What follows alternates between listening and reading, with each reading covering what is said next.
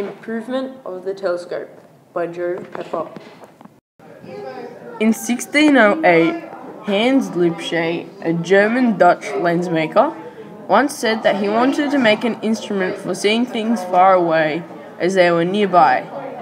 He was the first person to ever think of the telescope.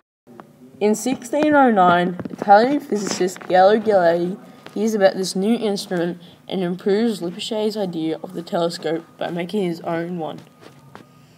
Galileo discovers the four largest moons of Jupiter: Io, Ganymede, Callisto, and Europa, and physical features on the moon, such as craters. Italian priest and astronomer Niccolo Zucchi creates a concave sphere mirror. The lens is very much like a cave to magnify objects, and he used it to discover Jupiter's belts of 14 years later. Dutch astronomer Christian Huygens builds the most powerful telescope ever. He uses it to view the planets in our solar system. He spotted a bright moon in orbit around Saturn and called it Saturni Luna. Then the name changed to Titan. After studying the refraction of light through prisms, Sir Isaac Newton decides that the problem of chromatic aberration cannot be solved.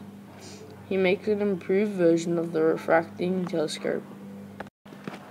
In 1672, Laurent Cassegrain, a Catholic priest from France, developed a telescope that is called the Cassegrain telescope. This instrument uses mirrors that are called hyperbolic and parabolic mirrors.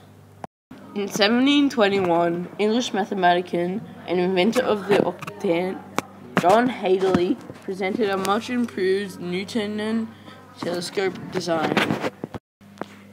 In 1729, a huge development in refracting telescopes happened. During this time, when lawyer Chester Muir Hull makes a lens to reduce cychromatic abbreviation even further, he made the lens by cementing two types of glass, crown and flint. Together he improved that Newton's statement that chromatic aberration could not be solved was incorrect.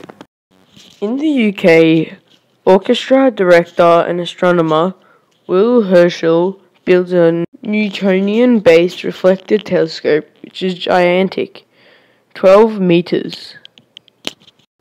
It was the first of the giant reflector telescopes. Leviathan of Parsonstown in Ireland was built in 1845 by the 3rd Earl of Rose, William Parsons. It was the largest telescope ever built until the 20th century. Parsons was the first ever person to see spiral arms on a galaxy. American astronomer Alvin Clark builds the world's largest existing refracting telescope, the Yerkes telescope in Wisconsin.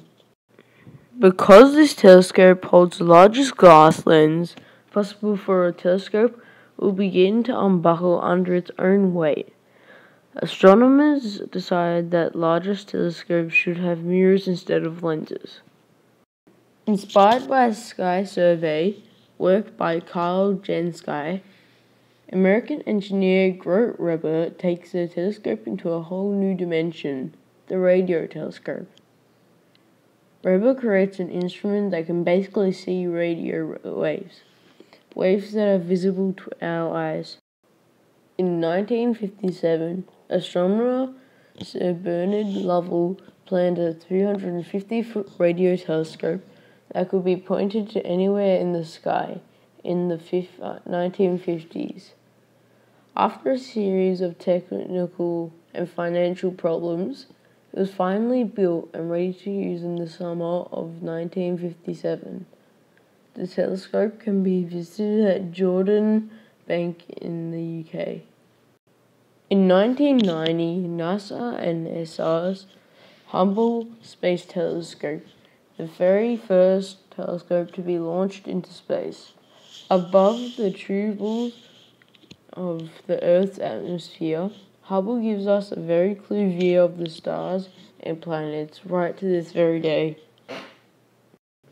The Crompton Gamma Ray Observatory becomes the first space telescope to look at objects that bleach out high-energy waves called gamma waves.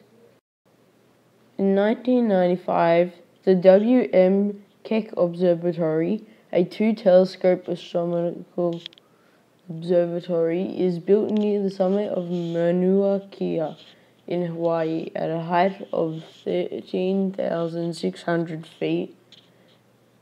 They are the second largest optical telescopes in the world. In 2009, the Herschel Space Observatory is launched. Bearing the name of astronomer William Herschel, this space observatory is able to look into the really cold regions of space with its far enough vision. In 2010, the Grand Telescope of Canarias is built on the island La Palma in the Canary Island of Spain, on top of the volcanic peak 70,438 feet above sea level.